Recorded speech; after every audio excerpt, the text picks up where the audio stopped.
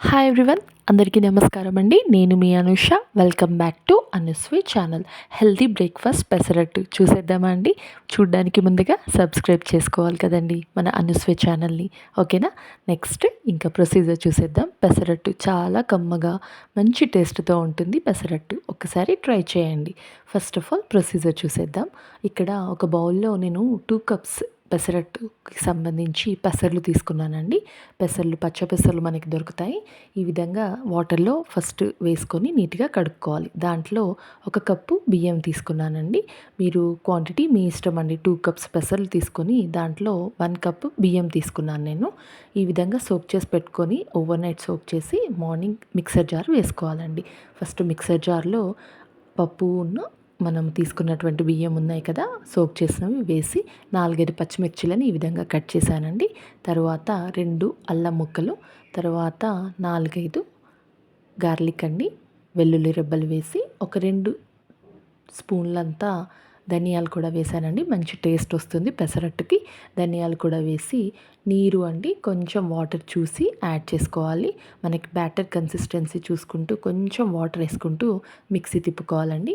ఈ విధంగా వేసిన తర్వాత మనకు ఒక మంచి బ్యాటర్ తయారైపోతుంది కదండి. ఈ స్మూత్ బ్యాటర్లో కొంచెం మనకి రుచికి సరిపడినంతగా ఒక 2 టేబుల్ స్పూన్ ఉప్పు వేసానండి నేను. ఉప్పు వేసి బాగా కలుపుకోవాలండి. ఈ విధంగా మనము మినపతో చేసుకుంటే కంటే కూడా ఈ పెసర్లతో చేసుకునే దోసలు చాలా బాగుంటాయి. పెసరట్లు హెల్త్కి కూడా చాలా మంచిది. పెసర్లు ఒంటికి చలవ చేస్తాయి కాబట్టి పిల్లలైనా పెద్దలైనా ఎవరైనా బ్రేక్ఫాస్ట్గా తీసుకోవచ్చు. అంతే కదండి. ఓకే, నెక్స్ట్ ఈ విధంగా దోస ప్యాన్ తీసుకొని ఒకసారి ఆనియన్ ముక్కతో నేను కొంచెం ఒక 1 to 3 డ్రాప్స్ ఆయిల్ వేసి ఈ విధంగా రుద్దుకున్నానండి స్మూత్నెస్ కోసం. దోస ప్యాన్ కూడా హీట్ అయిపోయిందండి. నెక్స్ట్ ముందుగా ప్రిపేర్ చేసిన బ్యాటర్ని ఈ విధంగా రౌండ్గా దోసలాగా వేసేసుకోవాలి. నెక్స్ట్ ఒక ఆనియన్ కట్ చేసి పెట్టుకున్నానండి చిన్న ముక్కలుగా.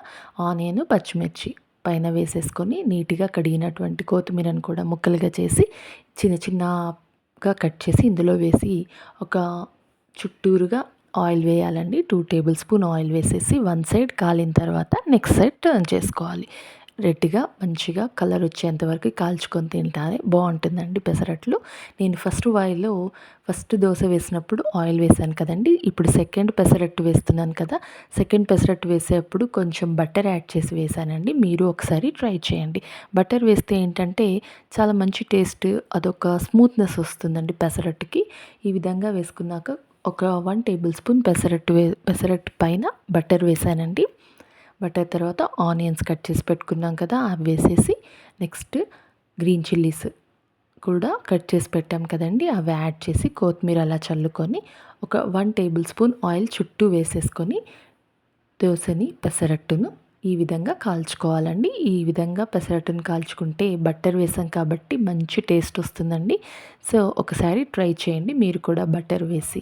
ఈ విధంగా పెసరట్టు రెడీ అయిపోయిందండి. చాలా కమ్మగా మంచిగా ఉంటుందండి తింటూ ఉంటే. నాకైతే పెసరట్టు చాలా ఇష్టం.